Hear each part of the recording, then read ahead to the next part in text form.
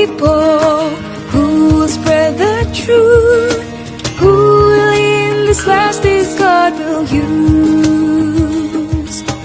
Very clear he said through the prophet old, is the strength and courage of our youth. It's the voice of youth that will change the end. Thank you kay na-enjoy ko kay nindot kayong ilang mga wali. Knowledge of His word, every gift and skill, we'll use all we can afford, leading all to a loving Lord.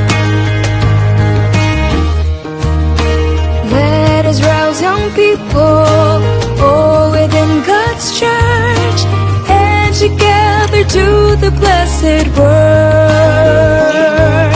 Slumbering we fight, for the dark we light, lead all to the Lord with all our might. It's the voice of youth. Nagpasalamat kami sa Voice of Youth kahit nakahabang sa among kalipay. Nagpasalamat po sa among napunutan sa rapol. We'll use all we can afford, leading all to a loving Lord.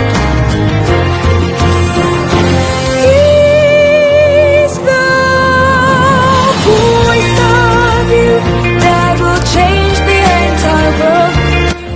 Dako kayo ning tabang sa atong mga kabatanunan nga nahimo silang part sa pagministeryo kay sa ilang pagkabatanon kini mahimo nga training ground para sa maabot nga mga panahon sila mahimo ka mga dasig nga mga leader sa ato ang distrito o ilabi na sa ato ang komunidad. Salamat sa makausap pa, ang Dios magapanalangin ka natong tanan. Learn our bodies found in the plain of Asia. So, naagdan sila og dako nga storm. Jesus just will you read God's love letter for me? magalisgot sa usa ka promise. We're not destined to live here on earth, but we are destined to live in heaven. Tao nga kanang katulugon, nagduka, no? Nagduka siya mga igsoon. Nakasinatingan sa diha sa usa ka semana nga nag-ani ta diri. Very clear he said through the prophet old, is the strength and courage of our youth.